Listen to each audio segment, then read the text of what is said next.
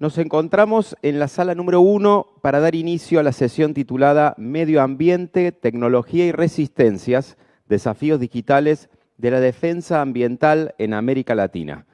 Nos acompaña como moderadora Yamila Venturini de Derechos Digitales, a quien invitamos a subir al escenario. Bienvenida, Yamila.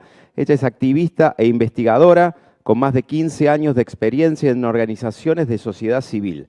Es periodista y cuenta con un máster en Ciencias Sociales con orientación en educación por Flaxo, Argentina. Contamos también con la moderación virtual de Laura Mantilla León de Derechos Digitales. Invitamos también a este debate a Joara Marchesini del Instituto NUPEF, Nina Fernández dos Santos de la Secretaría de Políticas Digitales de la Secretaría de Comunicación Social de la Presidencia de la República de Brasil, Joao Aguilar de Internet Society, Oscar Daza Gutiérrez de la Organización Nacional de los Pueblos Indígenas de la Amazonía, colombiana OPIAC, María Paula González Espinel de Ambiente y Sociedad y Javier Palumbo de la Relatoría Especial sobre los Derechos Económicos, Sociales, Culturales y Ambientales y la Comisión Interamericana de Derechos Humanos. Muy bien, Yamila, de aquí en adelante todo tuyo.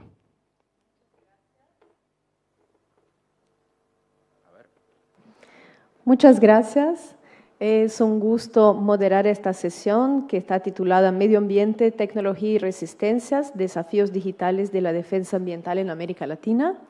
Yo soy Yamila Venturini, soy codirectora ejecutiva en Derechos Digitales, que es una organización de derechos humanos que trabaja a nivel regional buscando justamente entender la intersección entre derechos humanos y tecnologías.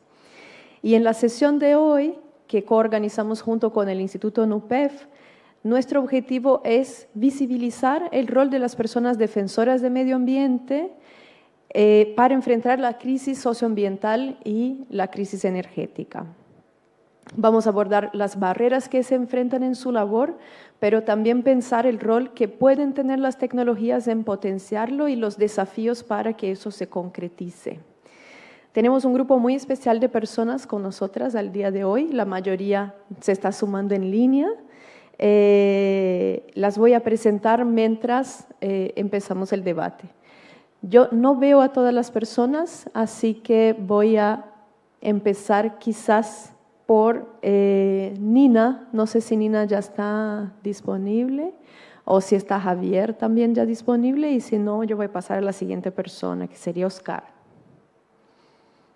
Bien, veo que estamos, quizás Nina y Javier todavía están acercándonos.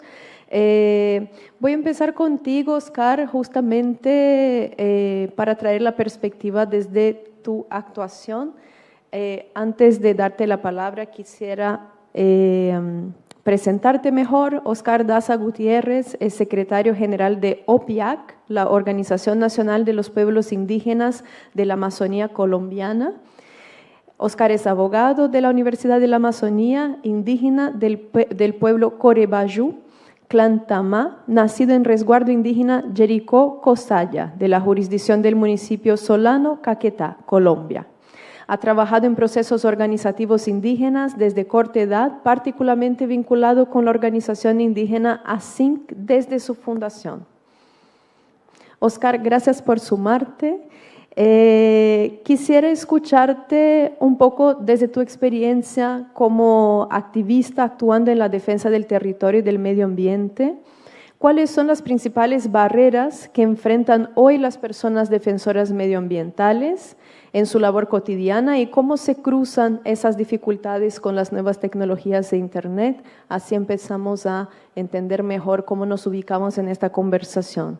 Y luego, si nos quisieras comentar también un poco sobre los desafíos de participación en los espacios de incidencia que dependen únicamente de una modalidad virtual de integración. Por ejemplo, cómo eso perjudica la participación en procesos y espacios de decisiones de gobernanza de Internet, también la escasez o la dificultad de conectividad. Y aquí podemos mencionar los espacios del Acuerdo de Escazú, de la COP30, qué se podría hacer para disminuir las desigualdades de acceso en ese contexto. Te dejo la palabra, Oscar, y gracias nuevamente por sumarte.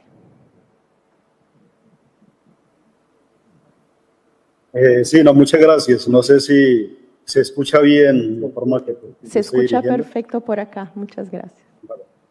No, muchas gracias. No, saludar a todos los que están tanto de manera virtual como presencial. Creo que en el día de hoy se ha avanzado en temas muy importantes, creo que incluso con temas mucho más técnicos y en la cual pues nosotros nos acercamos también, en ese caso como defensores, desde los territorios, en ese caso desde la Amazonía colombiana, pero también bajo un ejercicio un poco amplio que se hace en toda la cuenca amazónica, ¿sí? Y eso pues nos lleva durante todo este proceso que realizamos a identificar y como se ha dicho también en diferentes informes, como pasa en Colombia hemos manifestado que pues, es uno de los países en donde pues, es muy riesgoso ejercer esa labor de defensores, pues que en la cual nosotros nos enfrentamos a diferentes actores armados, sean narcotraficantes, madereros ilegales, incluso a intereses, ¿sí?, de diferentes empresas extractivas. Entonces, eso nomás nos ubica a nosotros a estar en una situación pues un poco difícil, ¿sí? Entonces, de ahí a que pues en muchas ocasiones como defensores desde los territorios seamos tildados, ¿sí?, de enemigos del desarrollo o incluso en muchas ocasiones estigmatizaciones como nos asocian con diferentes grupos ilegales que hace que pues expongan mucho más pues el ejercicio que hacemos como defensores. Partimos de esa situación en donde pues hay otras situaciones que agravan mucho más en la que nos encontramos, por lo menos la falta de una protección institucional.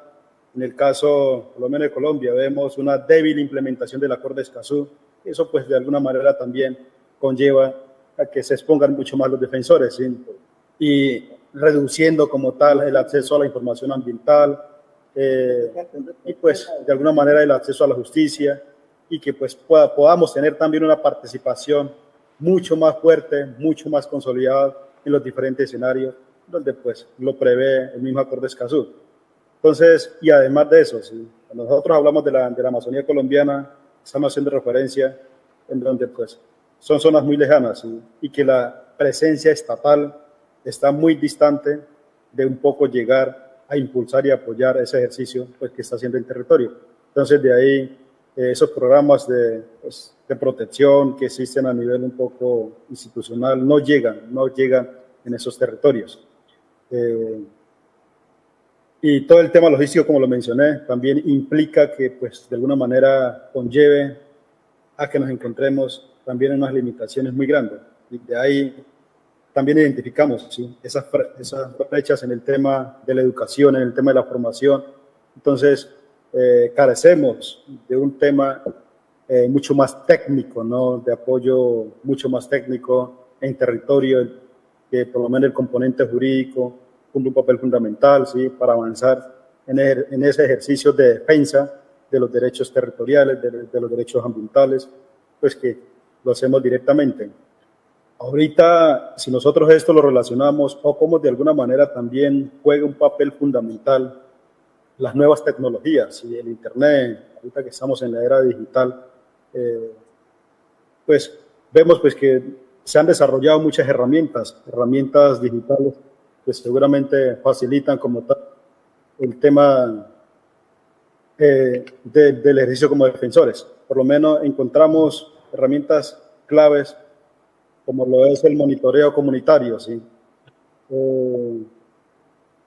en la utilización de drones, el empleo de GPS, incluso cómo pues también se emplean o se crean nuevas aplicaciones que de alguna manera pues permitan, ¿sí?, realizar ejercicios de vigilancia sobre la deforestación, sobre la minería, sobre la tala ilegal, y que por supuesto esto nos va a llevar al tener estas herramientas y que nosotros podamos tener acceso a este tipo de herramientas, a la visibilización como tal de esas problemáticas que tenemos en los territorios, que es lo que siempre hemos buscado hacer, ¿sí?, que lleguen estos a escenarios internacionales, a unas campañas de visibilización. Entendemos que hay diferentes actores, tanto a nivel nacional como pues un poco regional, a nivel de América Latina, pero a nivel internacional también, pues que buscamos cómo visibilizamos esos conflictos ambientales, ¿sí? pero también una manera de cómo con las nuevas tecnologías, con el Internet, también puede ser una herramienta fundamental para que pues, los defensores de los territorios también puedan un poco acceder, ¿sí?, a esos procesos incluso de educación virtual, pues incluso la articulación entre organizaciones también, que estamos ubicados en diferentes zonas geográficamente pues, distantes y que pues, va a fortalecer, ¿sí? Como en su momento nosotros planteamos la conformación como tal de una red de defensoras ambientales de territorio, y que eso pues nos lleva a eso, ¿sí?, con el cruce de nueva tecnología. Pero a pesar de eso hay una realidad, ¿sí?, una realidad que a nosotros nos lleva a entender, ¿sí?, cómo estamos en el tema de la conectividad en toda la cuenca amazónica de manera general, porque pues también lo vemos de esa manera. Lo que está pasando en la Amazonía colombiana pasa en la Amazonía peruana, pasa en la Amazonía brasilera, pasa en la Amazonía de Venezuela. Entonces, un ejercicio en conjunto como región, pensándolo como región, es una región en donde pues la conectividad es muy baja, donde pues carecen de una señal estable.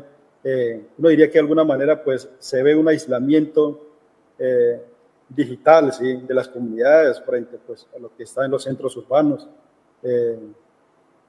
Pero pues conlleva eso también unas responsabilidades, ¿sí?, que como defensores debemos de también, que no es suficiente con tener un acceso a los medios digitales, sino también cómo lo hacemos con seguridad, ¿sí?, porque al ser actores que se exponen fuertemente a diferentes amenazas, pues, no estamos exentos de que pues también a través de esos medios digitales pues, se ejerza la vigilancia y la persecución hacia quienes ejercen ese ejercicio de defensa desde los territorios, ¿sí?, incluso el ciberacoso, digamos que los diferentes delitos cibernéticos que existen, y que pues eso nos puede llevar también a exponernos a eso, ¿sí?, pero también entendiendo la necesidad que existe de poder un poco contar con ese ejercicio. Entonces, a pesar de que existe una desigualdad digital, uno podría decir, falta de acceso pues, a estos medios, también hay que hacerlo con mucha responsabilidad. Y es lo que hemos nosotros manifestado en diferentes escenarios, ¿sí? Entonces, la Amazonía colombiana, vemos que no hay casi que débil infraestructura tecnológica. Creo que en muchas ocasiones depender, digamos que lo poco que ha llegado en esta región de conexiones satelitales costosas, o otros medios de comunicaciones costosas, y que es lo que pues tenemos que avanzar un poco en reducir, ¿sí? Que por supuesto va a contribuir esto a un monitoreo pues comunitario cuando pues acudamos a esa plataforma. Ahorita nosotros vemos que pues, a nivel internacional se mueven diferentes plataformas, ¿sí?, como la COP30 y la COP de Escazú, pero en su mayoría, quienes seguramente estamos aquí, somos conocedores también, quienes trabajan en el tema de defensores, que en su mayoría, como pasa en la COP de Escazú, se han promovido los trabajos, las diferentes consultas de manera virtual, ¿sí? Por lo menos el seguimiento como tal, la creación de las diferentes plataformas, todo es de manera virtual, las reuniones virtuales, las inscripciones de manera digitales, y todo eso pues hace que pues, de alguna manera, como los pueblos indígenas, como los defensores que están en territorio, de alguna manera se sientan o estén muy limitados o casi que excluidos de ese ejercicio de poder participar directamente en estos procesos, como el Acuerdo de Escazú, ahorita pues que estamos en los días de la COP30, que pues en muchas ocasiones estamos desinformados, ¿sí?, excluidos por la brecha digital. Y eso es algo pues que en la cual tenemos que nosotros tener muy claro, ¿sí?, y que pues la importancia también para los defensores y defensoras. Y esto también pues nos lleva a nosotros a un poco centralizar, ¿sí?, el conocimiento. Entonces, ¿en dónde están quedando los conocimientos? ¿Sí? quiénes lo están manejando, ¿sí? No está llegando a los territorios. Y es algo que en la cual pues tenemos que alertar, que pues vemos una oportunidad que bajo el rol que cumplen las plataformas digitales también deben llegar a los territorios, ¿sí? Incluso la legitimidad, ¿sí? Entonces vemos varias implicaciones en eso. ¿Qué tan legítimos son los quienes participan? ¿Sí? ¿Quiénes están participando? ¿Quiénes verdaderamente deberían de participar en ese escenario? Como en la COP30.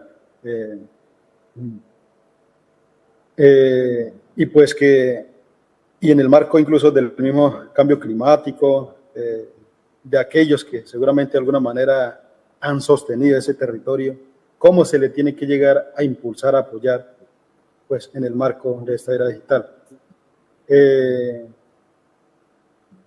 Bueno, eso en términos un poco generales.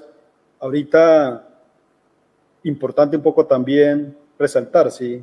A pesar de que existen esos desafíos, esos retos, como pueblos indígenas también, pues hemos tratado de un poco mantener y que nos ha llevado también a sostenernos en el tiempo.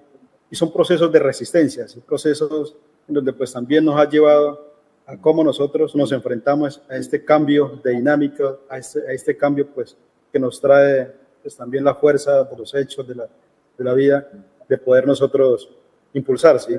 Entonces, sí, estamos nosotros resistiendo, sí, tenemos unas formas de resistencia propia, ancestrales, pero pues hay que combinar eso con un ejercicio de formación sobre las nuevas formas de ver la vida que llegan, ¿sí? El uso de tecnología, formación en derechos, como por lo menos, listo, la Guardia Indígena en su momento, pues, hacía un ejercicio muy propio, pero cómo también esto ya se adapta a unas formas, pues, un poco nuevas dinámicas que van surgiendo. Bueno, nos exponemos también en el marco de esa resistencia que hayan afectaciones muy fuertes en la autonomía. Y lo cual, pues, como lo decía inicialmente, nos lleva a hacerlo con mucha responsabilidad.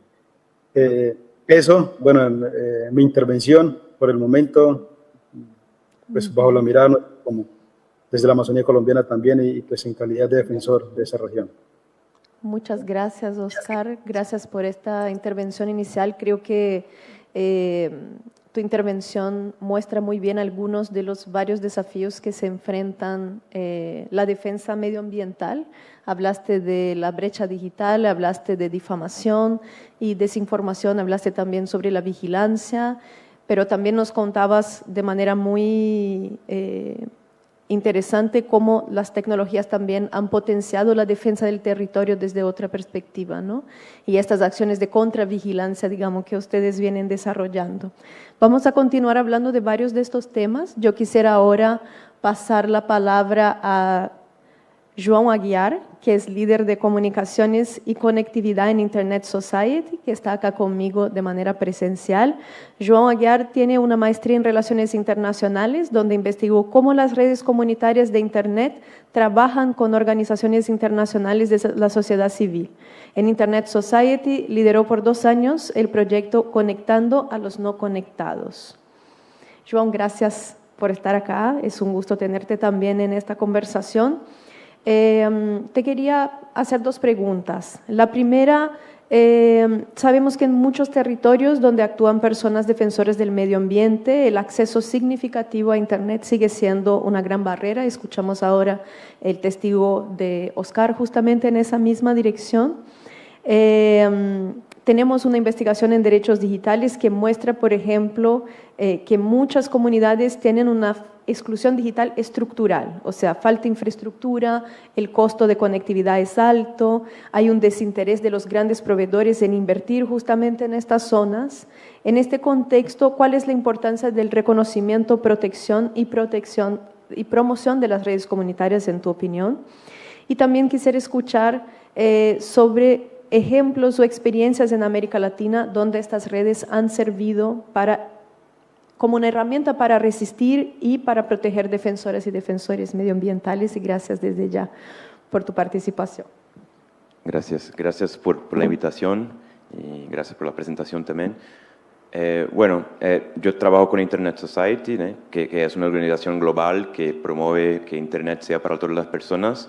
Y nosotros, en el tema de redes comunitarias, ahora estamos apoyando principalmente a pueblos indígenas, iniciativas globales lideradas por mujeres y también para pueblos desplazados, ¿no? Entonces, refugiados, personas que tuvieron que salir de sus ambientes por catástrofes ambientales y por otros motivos también. Nosotros creemos que redes comunitarias son esenciales para que podamos mantener el acceso y promover el acceso con sentido para comunidades que están defendiendo el medio ambiente y también para que puedan supervivir en medio de los cambios climáticos. Por ejemplo, si tenemos una comunidad que vive en una parte aislada de Amazonía en Brasil y no tiene infraestructura para llegar Internet de manera natural ahí, las redes comunitarias que son manejadas por las comunidades son hechas de una manera que va a servir las reales necesidades de ellos, mientras también ayudan que sus actividades que ya están protegiendo, haciendo protección del medio ambiente, puedan continuar sin muchos problemas. Un ejemplo que siempre me acuerdo, que incluso estaba en mi investigación, es de una red comunitaria en Maranhão, apoyada por el Instituto NUPEF, de una red de mujeres quebradoras de coco babaçu, que son coco babaçu es una, no sé si es una planta que se dice en español, pero que crece en la Amazonía, es muy regional y las hacen como óleos, cosas así desde la planta.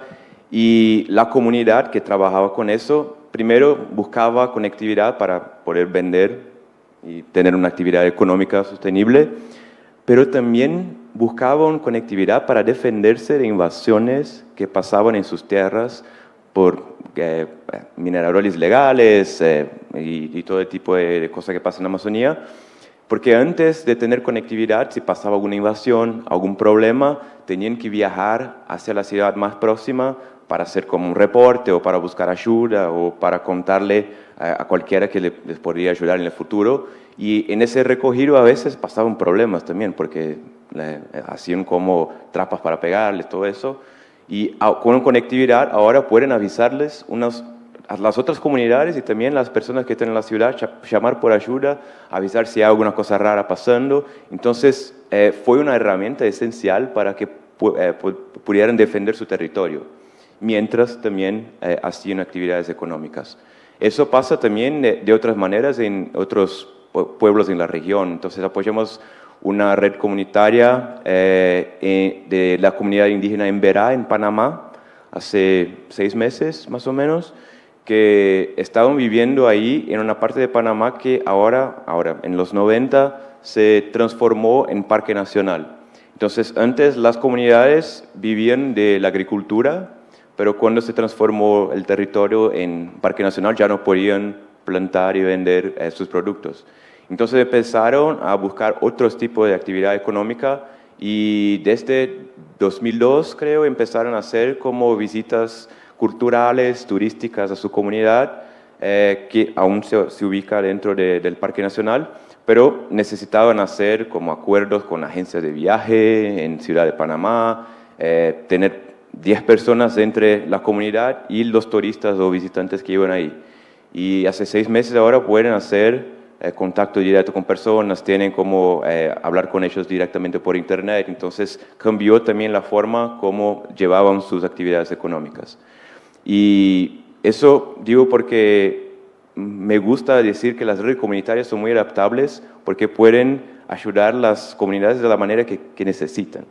Y si vamos a depender de infraestructura, que la infraestructura sea nuestra o de la comunidad, ¿no? Que no sea una infraestructura que se puede cortar a cualquier momento. Entonces, otro problema que está pasando muy en Amazonía ahora también es que las comunidades más alejadas se pueden conectar por tecnologías nuevas como satélites de baja órbita, que hoy existen de una organización que tiene el monopolio global del servicio, que cobra cuanto quiere cobrar y ya vimos en algunos casos que puede cortar la conexión cuando quieren cortar la conexión, ¿no? Entonces, a veces ese tipo de tecnología puede ser una solución de corto plazo, pero mientras tanto tenemos que pensar en apropiar la tecnología y en poder usarla para que podamos defendernos, para que podamos proteger el medio ambiente sin depender de la voluntad de otros en general. Entonces, esta es mi intervención inicial. Excelente, João. Y gracias por traer el aspecto económico también, porque la resiliencia económica de las comunidades también es clave en su defensa del territorio, ¿no? Al final, si no, estarían dependientes de desplazamiento y relaciones que no necesariamente son positivas también para su modo de vida.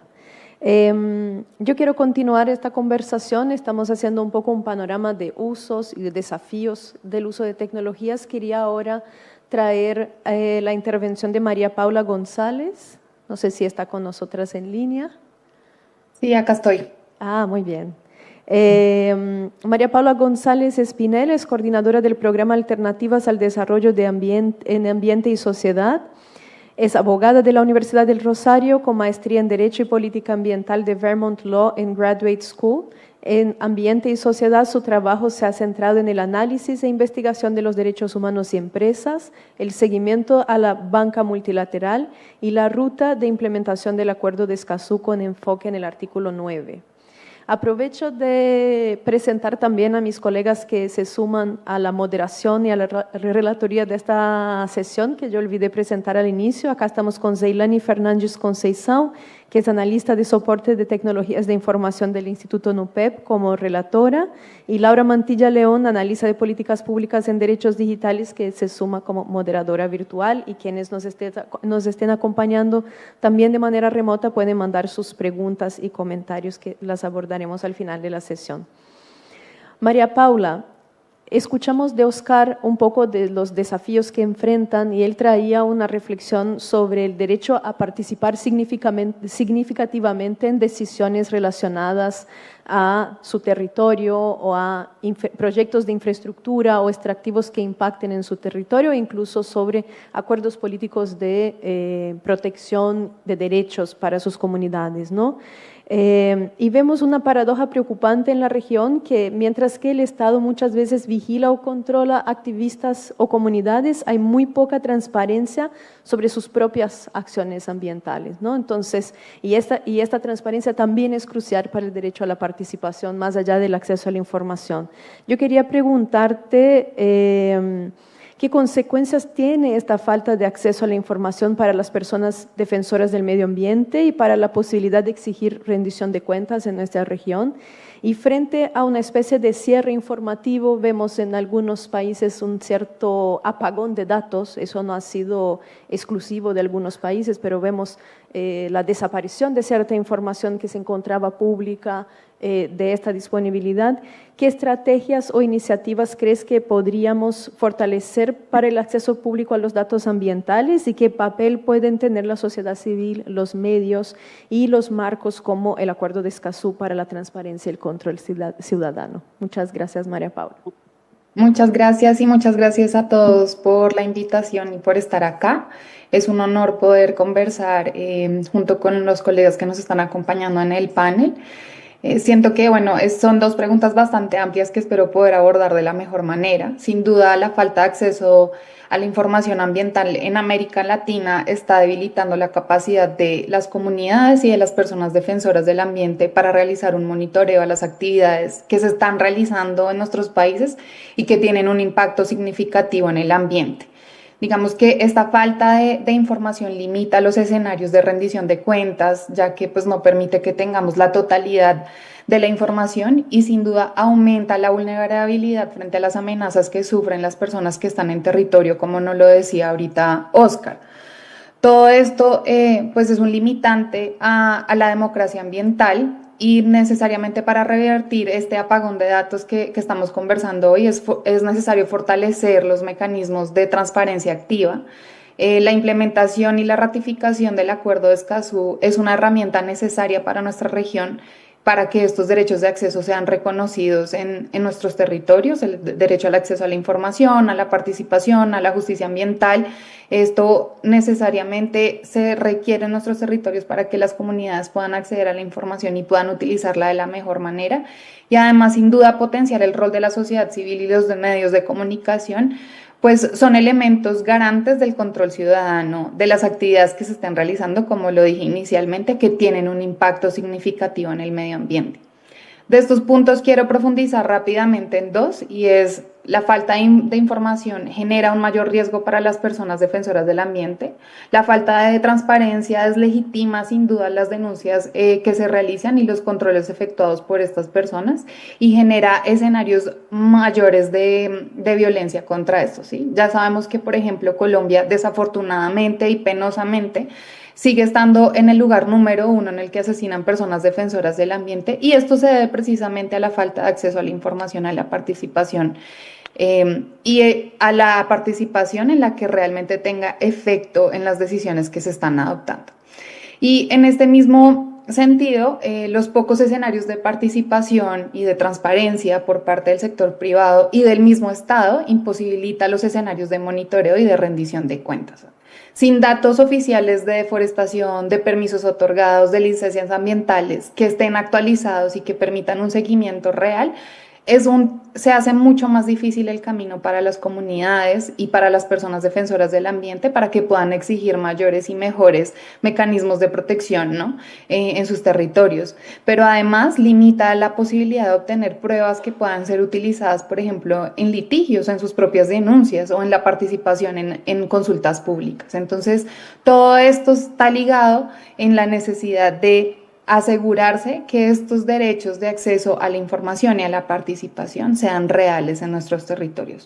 Nosotras desde Ambiente y Sociedad pues hemos resaltado la necesidad de que existan mecanismos de datos abiertos y accesibles para cualquier persona, y digamos que el rol de la sociedad civil es muy valioso ahí, porque desde la sociedad civil se trabaja mucho en datos reales, ¿no? Y creo que justamente acá en Colombia hace un par de semanas una organización aliada de nosotros, Gaia, estaba sacando un portal muy importante de información sobre la deforestación en nuestro país que se llama Map Biomas, y por eso resalto la necesidad de que desde la sociedad civil y desde los medios de comunicación, incluso medios de comunicación alternativos, puedan aportar al acceso a esta información, a la transparencia, pero eso necesariamente tiene que tener una legitimación por parte tanto del Estado como del sector privado, ¿no?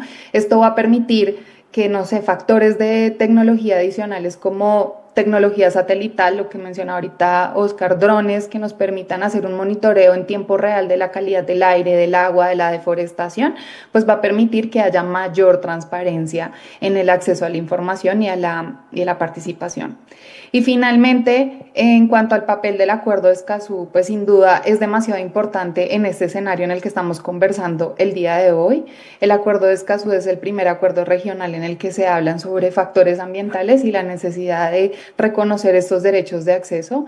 Hay que resaltar que al ser un acuerdo vinculante, está obligando a los estados a garantizar el acceso a la información, la participación en la justicia ambiental, y además reconoce explícitamente la labor de quienes defienden el ambiente y la necesidad de protegerlos en esta actividad. Entonces es un elemento esencial en nuestra región.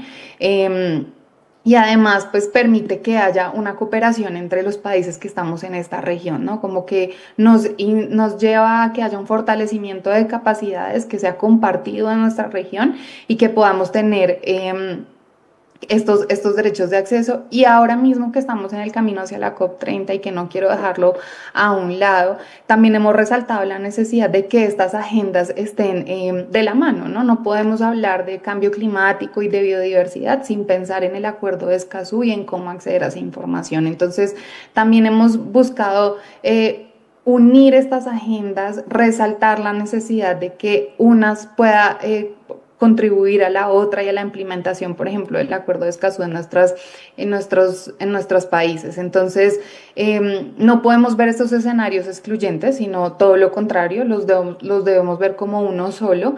La transparencia en las decisiones que también se están adoptando en estos escenarios internacionales, pues van a permitir que estas actividades que realizan los defensores ambientales pues tengan un mayor reconocimiento. Entonces creo que lo dejaría por ahí por ahora. Muchas gracias.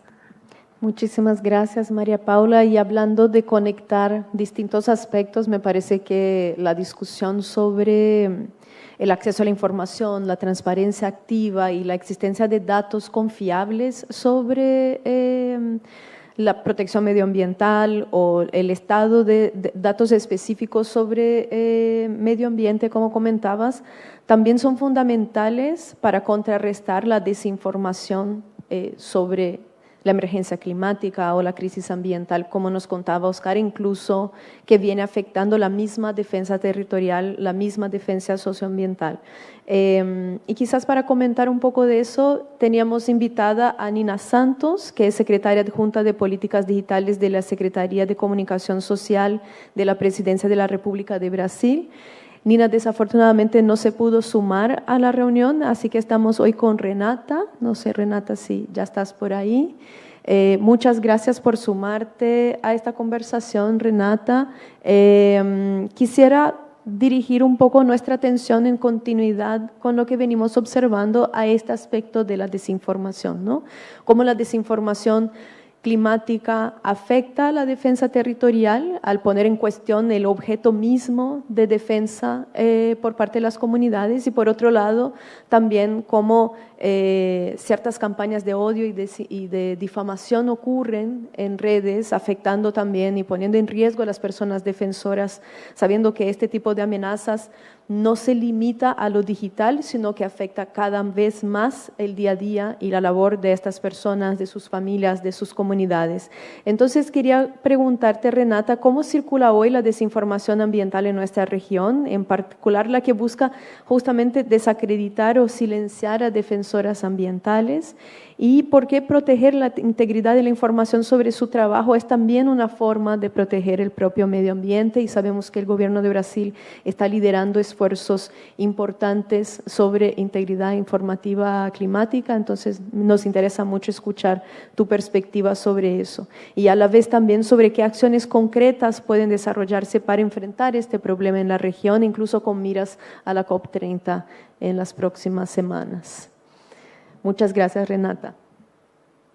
Muchas gracias, Jamila. Lo siento que no puede estar con nosotros hoy mi jefa, Nina Santos, porque tuvo una reunión de emergencia con nuestro ministro, pero me encanta estar acá con vosotros hoy. Muchas gracias. Sí, como dijeron los colegas antes de mí, la integridad de la información es uno de los más grandes riesgos contemporáneos que las Naciones Unidas han clasificado como la más grande vulnerabilidad para el mundo contemporáneo.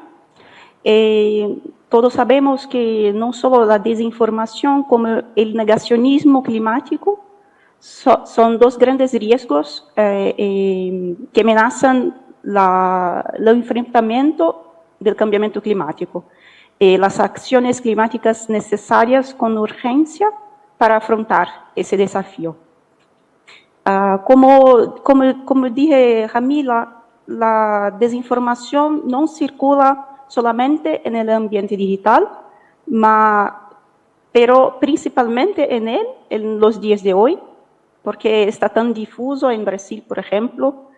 Podemos decir, creo que ya tenemos más teléfonos móviles que personas en el país.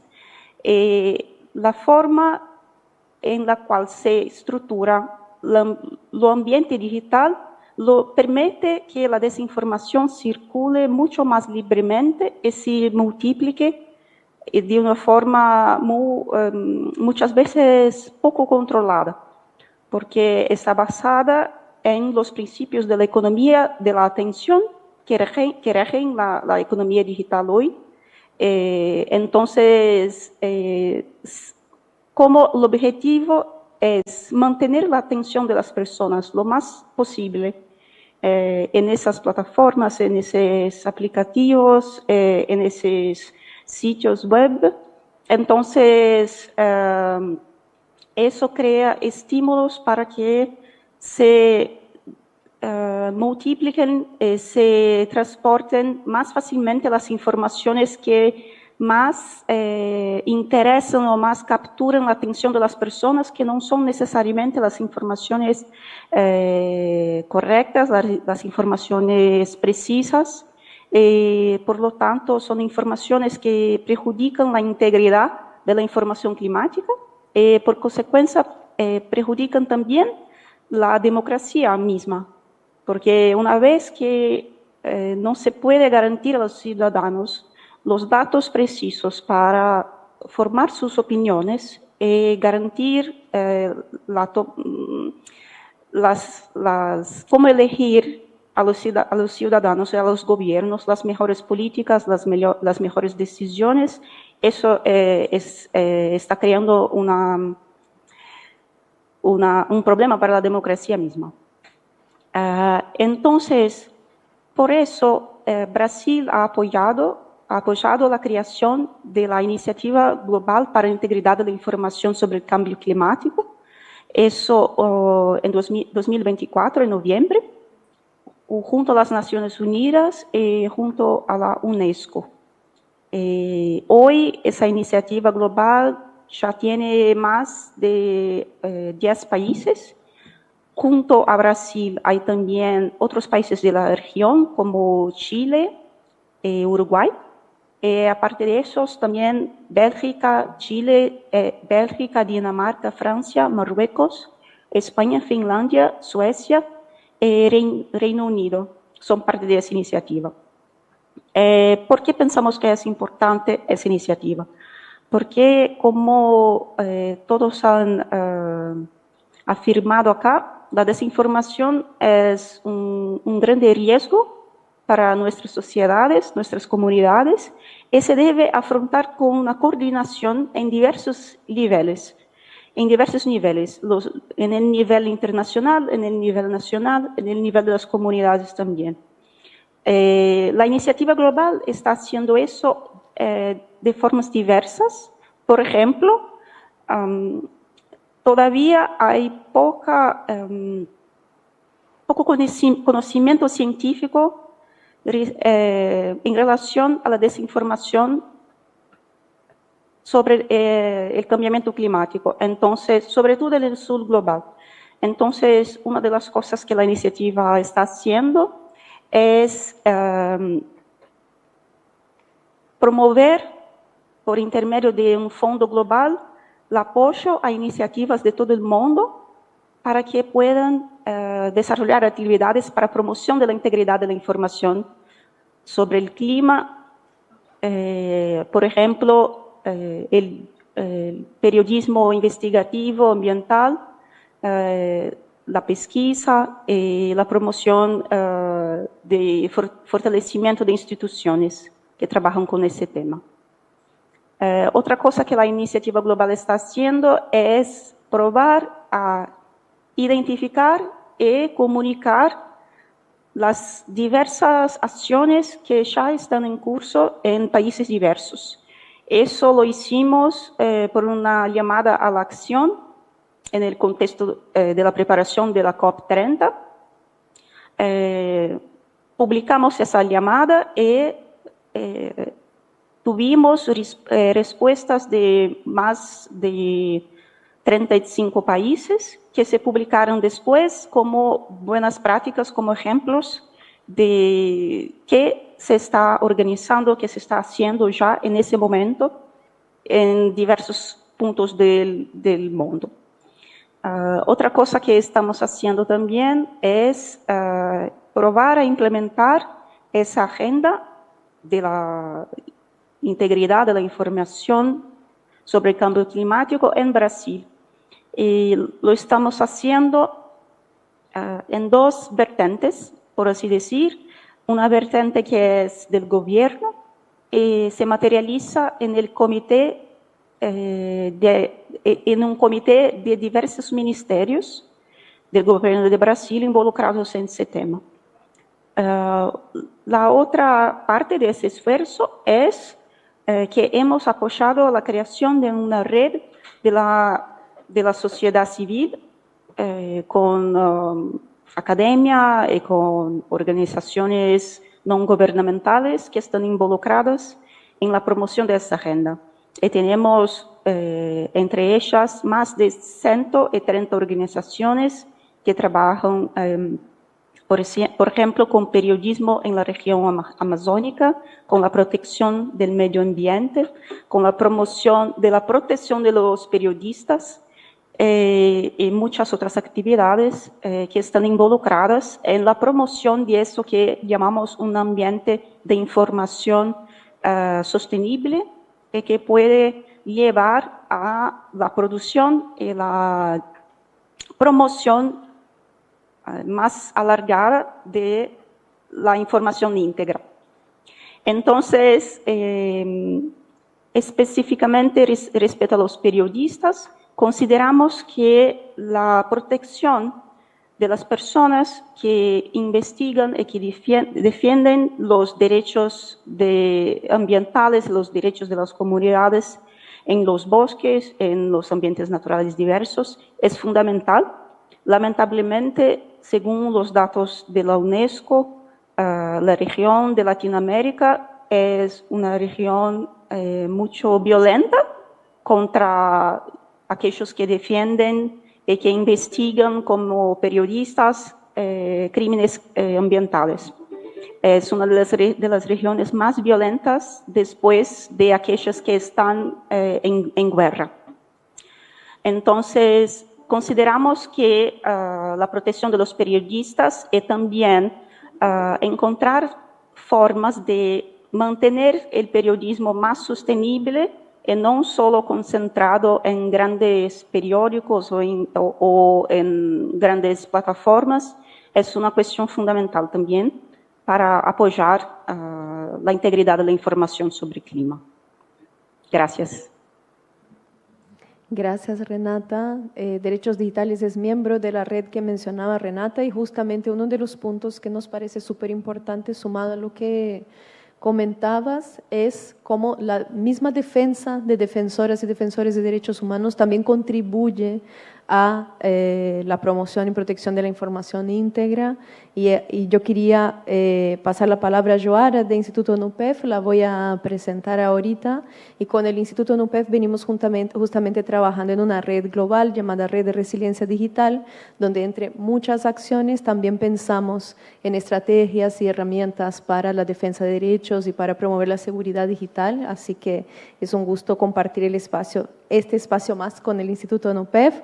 Joara Marquezini es maestra en Acción Humanitaria Internacional por la Universidad de Deusto, España, posgraduada en Derechos Humanos y Democracia por la Universidad de Coimbra y especialista en Derechos Humanos, Diversidad y Violencia por la Universidad Federal de ABC.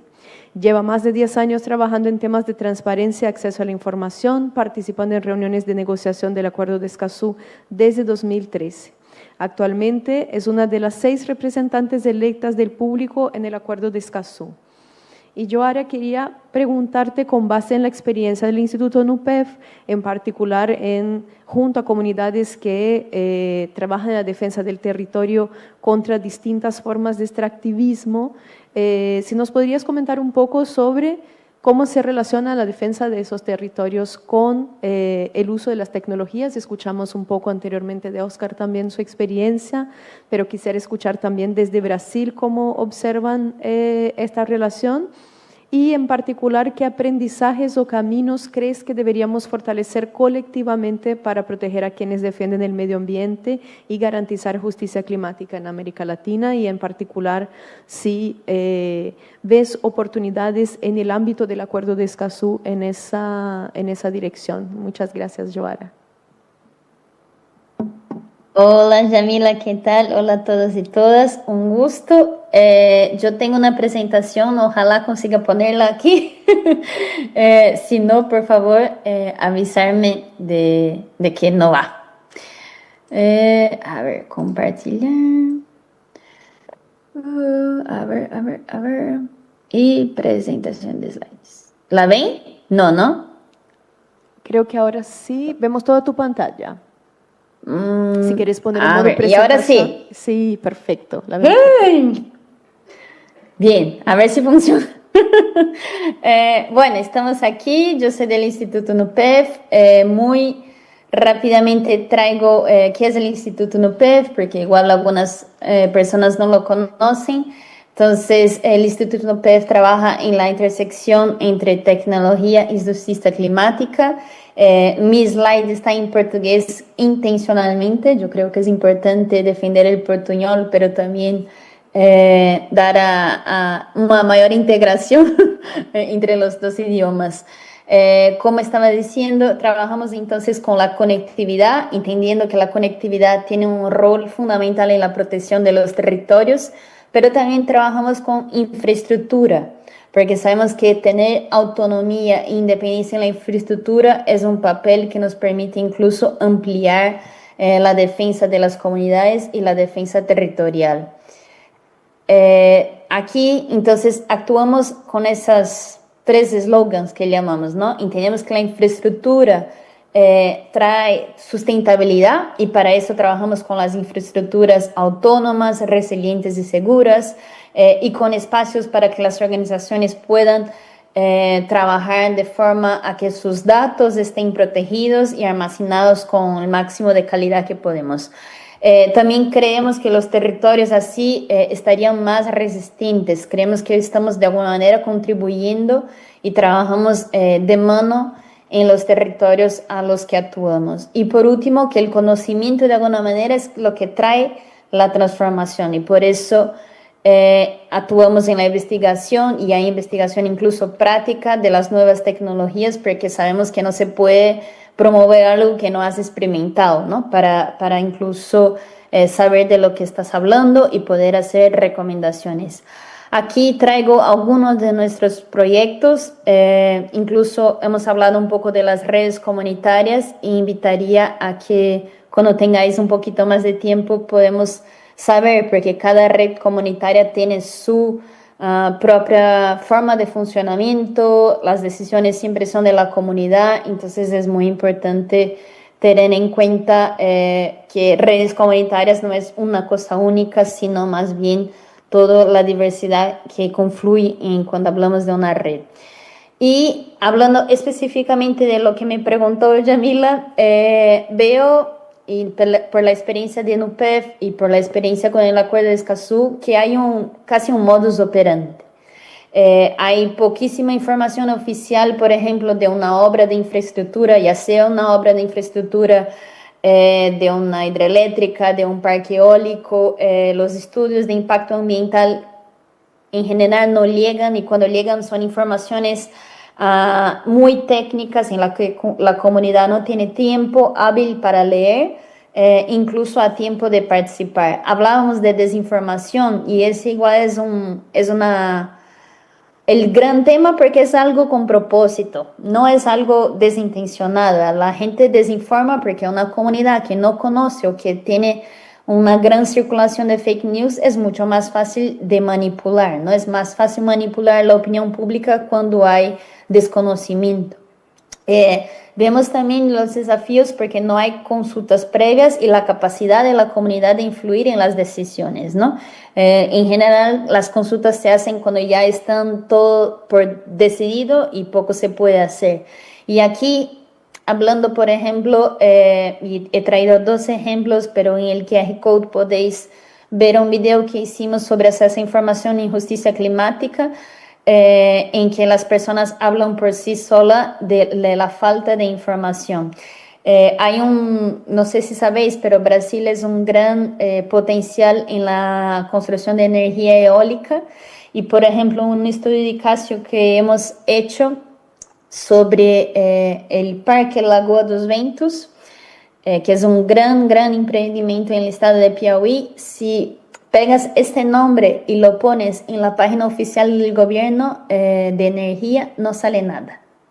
Entonces, ¿cómo puedes buscar información en una página oficial con un nombre de uno de los mayores emprendimientos de energía renovable y no tener ninguna información sobre ello? No estoy hablando que he buscado el estudio, he puesto simplemente el mismo nombre y no hay nada.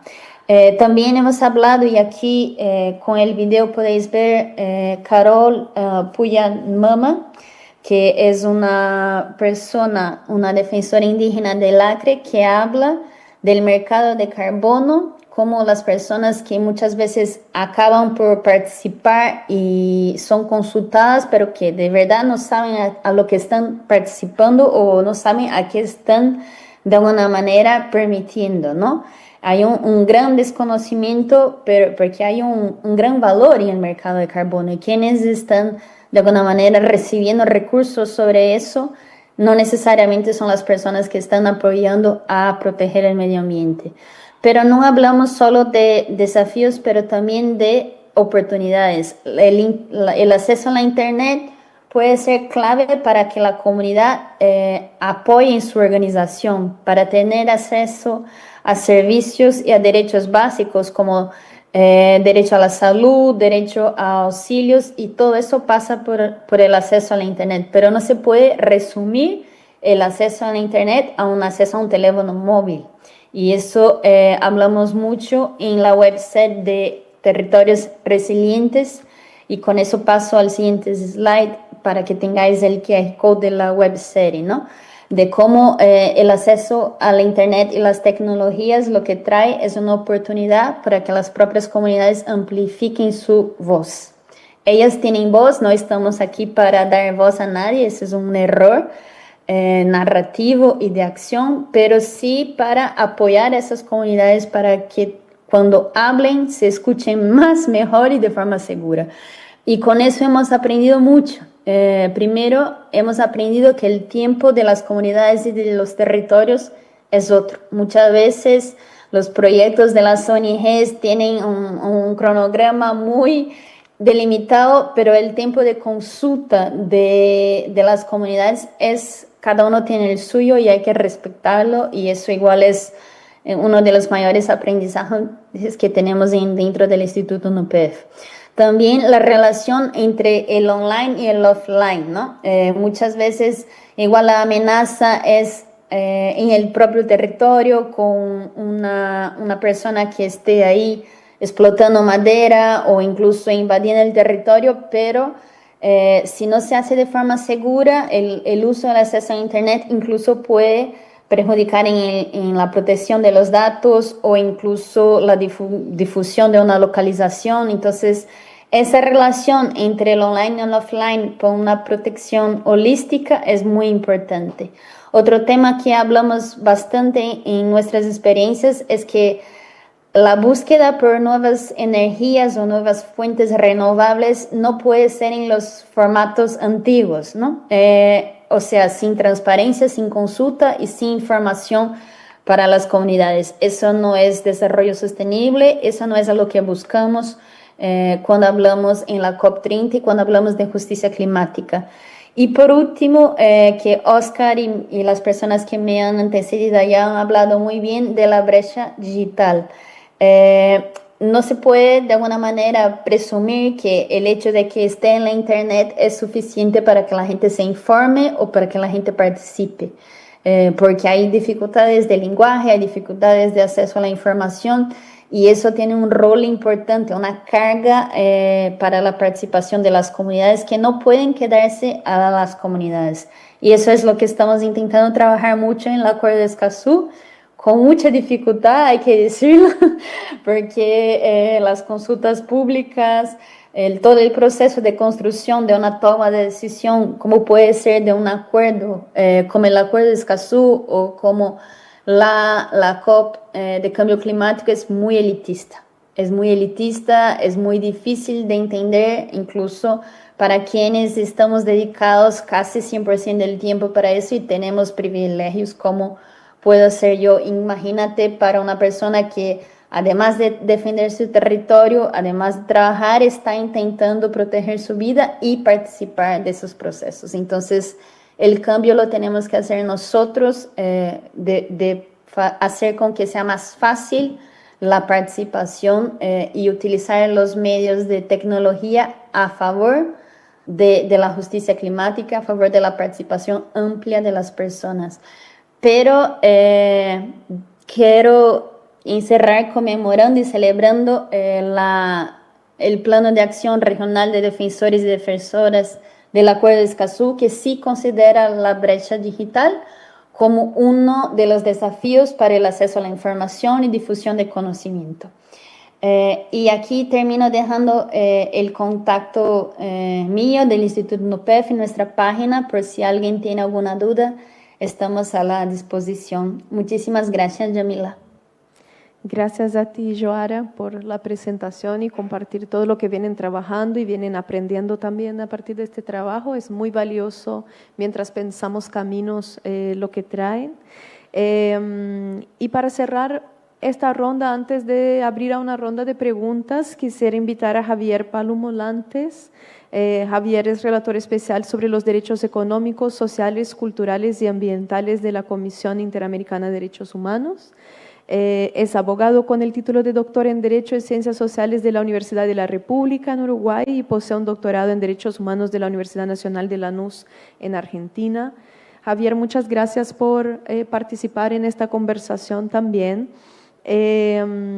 Quisiera escuchar un poco sobre la labor de la Redesca. La Redesca ha reconocido la interconexión entre el derecho, el ejercicio de derechos humanos y la protección ambiental.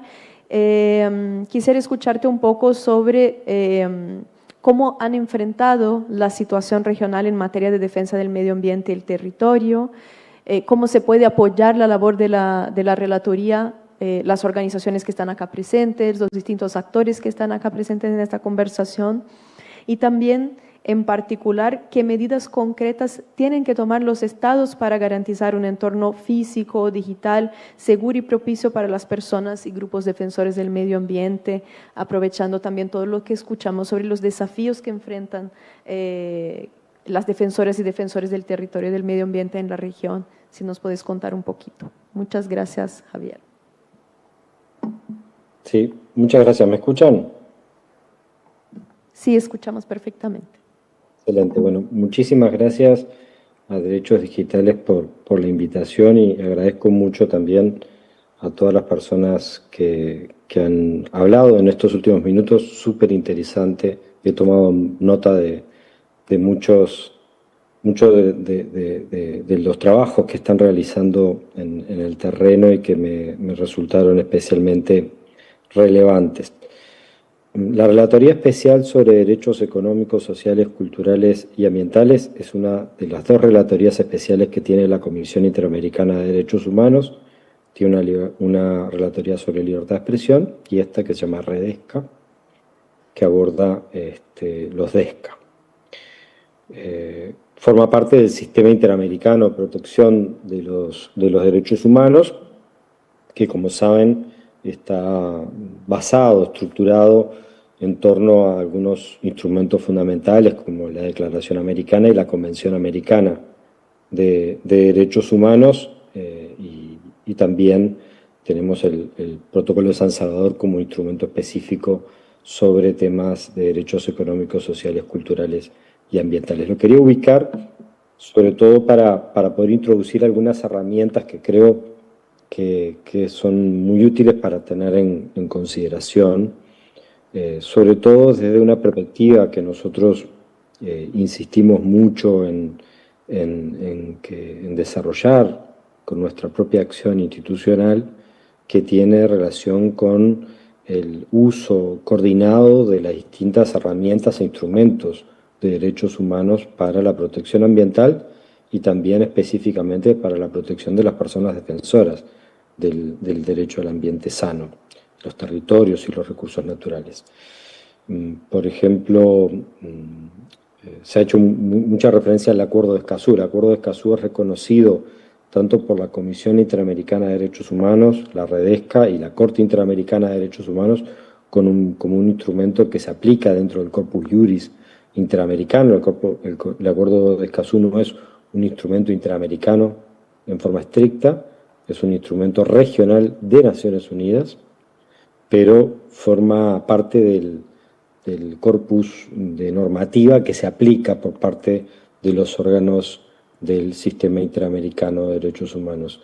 Y tiene varias ventajas el poder pensar no el Acuerdo de Escazú en forma aislada y tampoco el Sistema Interamericano, la Convención Americana en forma aislada. Y les voy a poner algunos ejemplos. El Acuerdo de Escazú no es el primer instrumento regional que reconoce el derecho al ambiente sano. Eso lo hace el Protocolo de San Salvador desde 1988, mucho antes que Naciones Unidas, la Asamblea General, a través de una resolución, y luego también el Consejo de Derechos Humanos, también a través de resolución, lo reconocieran en el ámbito de Naciones Unidas. Nuestra región cuenta con un tratado internacional adscripto a la Convención Americana de Derechos Humanos, que reconoce el derecho al ambiente sano desde 1988. Se puso en vigencia 11 años después ese tratado internacional, pero está vigente y lo han ratificado buena parte de los países de América del Sur, no tanto en los países del Caribe, y ahí aprovecho para mencionar lo importante de la aplicación conjunta de las distintas herramientas que tenemos en el sistema, porque por ejemplo el Acuerdo de Escazú fue muy exitoso, es muy exitoso entre los países del Caribe, y la aplicación conjunta de estos marcos normativos nos permite llegar a lugares donde quizá no es tan fácil llegar con un solo instrumento, ¿no? El sistema interamericano tiene también herramientas específicas para proteger situaciones subjetivas, o sea, la integridad física y la vida de una persona defensora. El Acuerdo de Escazú no tiene eso. Pero el sistema interamericano, a través de las medidas cautelares de la Comisión Interamericana de Derechos Humanos, permite la adopción de una medida de protección específica. Eso también para poner un ejemplo vinculado a la necesidad de hacer un uso conjunto, creativo, de alguna manera, de las herramientas con las que se cuenta para la defensa y la protección de los derechos. Otro ejemplo que creo que puede llegar a ser interesante, y con esto termino este punto, refiere a la importancia de contar con una Corte Interamericana de Derechos Humanos. El acceso a información en temas ambientales tiene sentencias de la Corte Interamericana de Derechos Humanos obligatorias para los estados desde el año 2006. El caso Claude Reyes contra Chile es del 2006. No nace en el derecho internacional el acceso a información pública en temas ambientales con el Acuerdo de Escazú, se refuerza con el Acuerdo de Escazú. Y el Acuerdo de Escazú, como ustedes saben, evidentemente tiene un comité, el Comité de Escazú, vinculado a la implementación, pero no tiene una corte, no tiene ninguna posibilidad de dar lugar a una responsabilidad internacional a través de una sentencia, como sí tiene el sistema interamericano a través de la Corte Interamericana de Derechos Humanos. Por eso, con esto termino, con estos ejemplos termino, la importancia de tener sobre la mesa todos los instrumentos y los mecanismos posibles a la hora de pensar tanto la protección del derecho al ambiente sano como también específicamente la protección de las personas defensoras del derecho al ambiente. Voy a tratar ahora, creo que me extendí un poco con esta primera parte, me pasa muy seguido, pero me pareció que era importante poner muchos ejemplos para que poder transmitir de la mejor manera posible esta idea. Y quiero en una segunda parte hacer un poco más de referencia a lo que es en forma específica esta intersección entre tecnologías y derecho al ambiente sano, que es algo que de alguna manera se enmarca dentro de una intersección ya bastante conocida entre lo que es la agenda de derechos humanos, oportunidades, aspectos positivos de esta intersección entre las agendas de derechos humanos y las agendas de protección de derechos y la tecnología. En ese sentido, creo que tenemos situaciones bastante variadas. Está súper documentado las formidables aplicaciones de las tecnologías nuevas y emergentes digitales para documentar violaciones de derechos humanos, para lograr favorecer el contacto de las personas defensoras entre sí, con financiadores, con organizaciones de segundo nivel que pueden proporcionarles de alguna manera recursos para fortalecer su actuación en el territorio. La tecnología, no hay ninguna duda que aporta poderosas herramientas de resistencia, de visibilización para la defensa ambiental, pero también hemos observado, y voy a hacer referencia a dos informes recientemente publicados en el marco de la Comisión Interamericana de Derechos Humanos, que pueden acceder en la página institucional, y de hecho son los dos últimos informes publicados por la Comisión, por eso no son los dos últimos, se publicó ahora uno más reciente sobre Nicaragua, pero están entre los tres últimos. Uno es específico, vinculado a la intersección tecnología y libertad de expresión, y que aborda específicamente la temática de violencia en entornos digitales contra personas defensoras. Es un informe de la Relatoría de Libertad de Expresión, de la Relatoría hermana de la Redesca, y el tercer informe sobre personas defensoras de derechos humanos de la Comisión Interamericana de Derechos Humanos, que aborda específicamente la temática de la situación, los riesgos de las personas defensoras de derechos humanos. Entonces, de alguna manera, en el marco de estos informes también vamos a encontrar cierta mirada, llamémosle, rodeada de ciertas preocupaciones en esta intersección entre protección del ambiente, el territorio, recursos naturales y el uso de las tecnologías. Producto de que esas tecnologías, que son tan poderosas herramientas para resistencia, visibilización, etcétera, también habilitan nuevas formas de control, de ataque, y que esto da lugar a situaciones especialmente preocupantes en el espacio digital, sobre todo para determinados grupos específicos de personas defensoras del ambiente, como las mujeres, los liderazgos de pueblos indígenas, que suelen estar acompañados estos ataques de no solo campañas que tienen que ver con la estigmatización, sino también con un uso indebido del sistema penal, del sistema jurídico, para de alguna manera lograr silenciar sus voces. Esto creo que es una característica que lamentablemente va a dar lugar a nuevos informes de monitoreo, en informes anuales, en informes de países y en informes temáticos específicos. Es algo que desde la Redesca nos preocupa mucho y que en algunos casos tiene relación con algunas cuestiones que ustedes ya han mencionado en el panel de hoy. Por un lado, la existencia de modelos de negocio que en muchos casos tienen como resultado necesario, y en algunos casos absolutamente intencional, la vulneración de determinados derechos, no la garantía de derechos humanos. Eso lo vemos claramente en lo que es plataformas de redes sociales, donde la finalidad del negocio no está dada en garantizar la libertad de expresión, sino en generar determinado rendimiento económico en torno a la permanencia de la persona en contacto con esa red social.